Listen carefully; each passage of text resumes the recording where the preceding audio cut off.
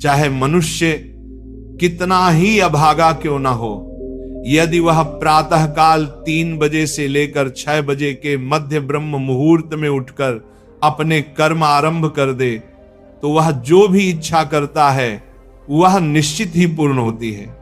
एक समय की बात है, माता पार्वती ने भगवान शिव से निवेदन किया, हे स्वामी, मैंने देखा है कि चाहे मनुष्य कितना ही दुर्भाग्यशाली क्यों न हो, यदि वह ब्रह्म मुहूर्त में उठता है तो उसके जीवन में सुख, शांति और सफलता स्वतः आने लगती है।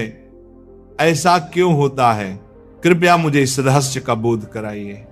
भगवान शिव ने प्रसन्न होकर कहा, हे देवी, तुम्हारा यह प्रश्न अत्यंत कल्याणकारी है।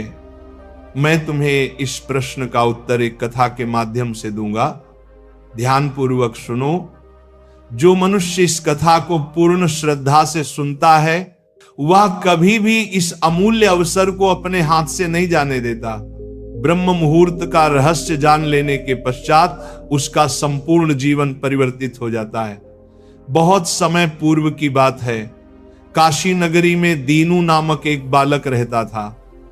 वह हृदय से अत्यंत अच्छा था, किंतु उसमें एक बुरी आदत थी। वह प्रातःकाल बहुत देर से उठता था। घर के लोग उसे प्रतिदिन जगाने का प्रयत्न करते, परंतु वह प्रातः 9 बजे से पहले कभी नहीं उठता था। जब वह बालक था तब उसके परिवार वालों ने सोचा कि समय के साथ उसकी ये आदत सुधर जाएगी, परंतु जैसे जैसे वह बड़ा होता गया ये आलस्य और भी दृढ़ होता चला गया। दुनिया इधर से उधर हो जाए, किंतु दीनू कभी जल्दी नहीं उठता था। उसके पिता उसकी इस आदत से अत्यंत दुखी रहते। धीरे धीरे उस पर नकारात्मक शक्तियों का प्रभाव बढ़ गया। वह सबको पलटकर उत्तर देने लगा।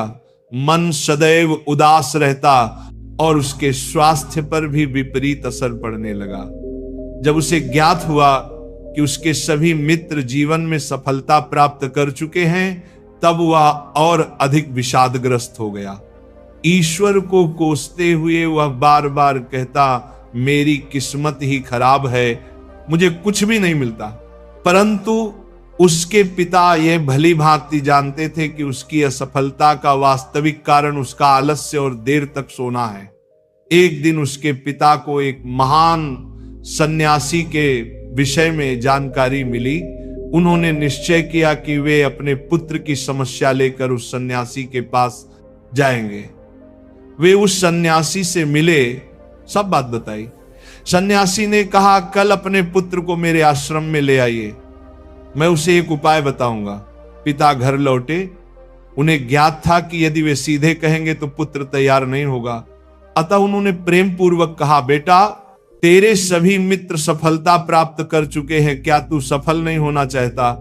लड़के ने उत्तर दिया, चाहता तो हूं पिताजी, पर जब भी उनसे रहस्य पूछता हूं वे कुछ नहीं बताते।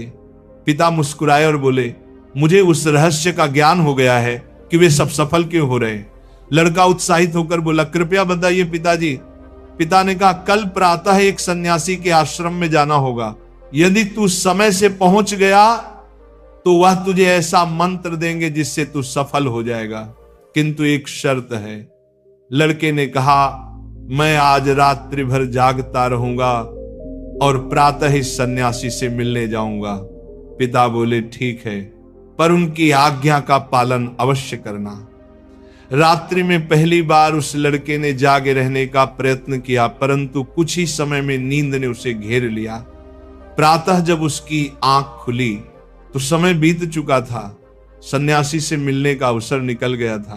पिता ने कहा, बेटा, जिसने अपने जीवन का प्रारंभ ही आलस्य से किया वह सफलता कैसे पाएगा? जाओ फिर सो जाओ। यह सुनकर दीनू अत्यंत व्यथित हो गया।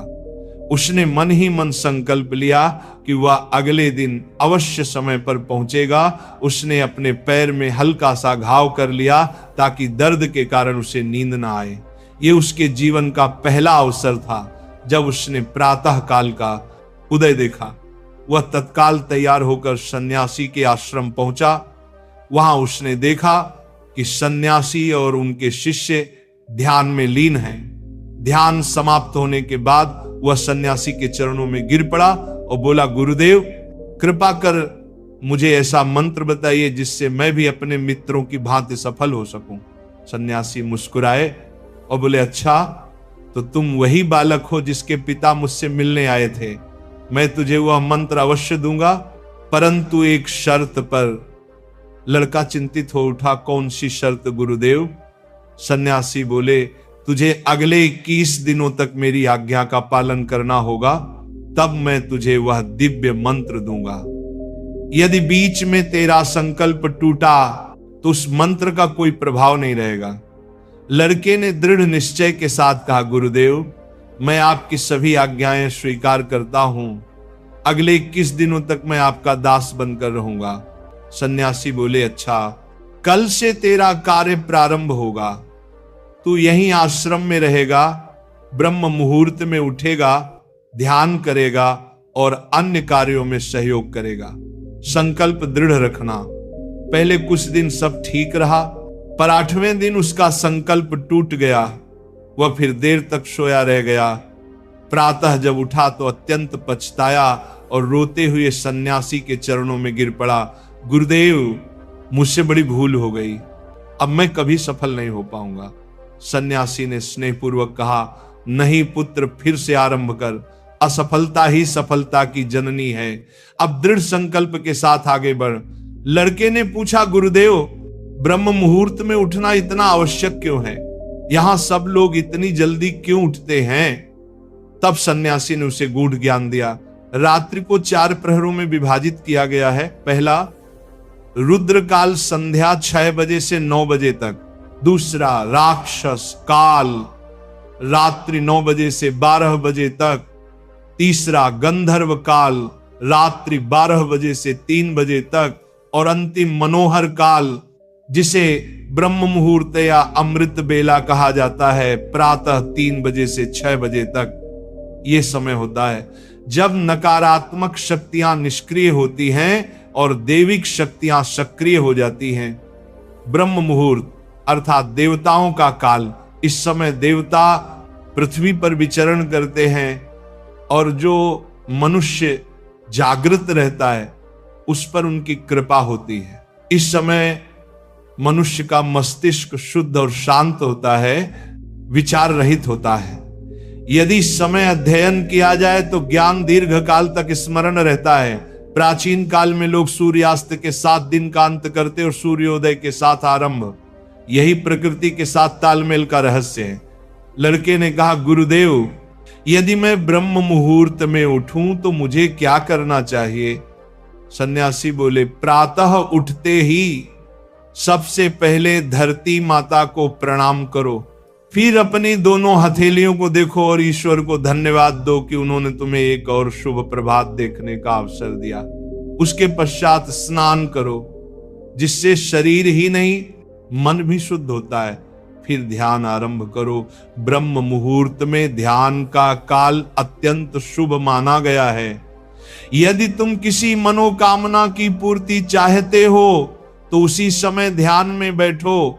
रीढ़ और गर्दन सीधी रखो, सुखासन में बैठकर आंखें बंद करो और ध्यान आज्ञा चक्र पर केंद्रित करो, जो दोनों भौहों के मध्य स्थित है। श्वास को लंबा और गहरा लो, कुछ क्षण रोक कर रखो, फिर धीरे धीरे मुख से बाहर छोड़ो। इस प्रक्रिया को 3 से 4 बार दोहराओ। इस दौरान अपनी मनोकामना को मन ही मन दोहराते हुए अपने इष्ट देवता और गुरु का चिंतन करो। जब यह अभ्यास प्रतिदिन किया जाता है तो इच्छा अवचेतन मन तक पहुंच जाती है और शीघ्र ही पूर्ण होती है। यही आज्ञा चक्र की शक्ति है। उस सन्यासी ने कहा कि ब्रह्म मुहूर्त में किया गया संकल्प कभी व्यर्थ नहीं जाता। इस समय ईश्वर की कृपा विशेष रूप से प्राप्त होती है। लड़के ने अगले 21 दिनों तक पूर्ण निष्ठा से इस नियम का पालन किया। अब वह अनुशासित, शांत और प्रसन्न चित्त बन गया था। 21वें दिन वह प्रसन्न भाव से सन्यासी के पास पहुंचा और कहा, गुरुदेव मैंने 21 दिनों का संकल्प पूर्ण कर लिया है, अब कृपया मुझे वह सफलता का मंत्र बताइए। सन्यासी मुस्कुराए और बोले, पुत्र, पिछले 21 दिनों से जो अभ्यास तू कर रहा है वही तेरा सफलता का मंत्र है। जो व्यक्ति ब्रह्म मुहूर्त में उठकर ध्यान करता है वह जीवन में कभी असफल नहीं होता। तूने ब्रह्म मुहूर्त का रहस्य जान लिया है, इसे जीवन पर्यंत निभाना यही तेरा सिद्धि मार्ग है। लड़के ने कृतज्ञता से उनके चरणों में प्रणाम किया और प्रतिज्ञा ली कि वह सदा ब्रह्म मुहूर्त के नियमों का पालन करेगा। भगवान शिव ने कहा, हे पार्वती, अब तुम्हें ज्ञात हो गया होगा कि ब्रह्म मुहूर्त का क्या महत्व है। माता पार्वती बोली, हे स्वामी, अब मुझे ब्रह्म मुहूर्त का संपूर्ण ज्ञान प्राप्त हो गया है। इतना कहकर माता पार्वती ने भगवान शिव को प्रणाम किया। यदि यह कथा आपको प्रेरणादायक लगी हो तो इसे अवश्य दूसरों तक पहुंचाइए। ब्रह्म मुहूर्त में जागो, जीवन को दिव्य बनाओ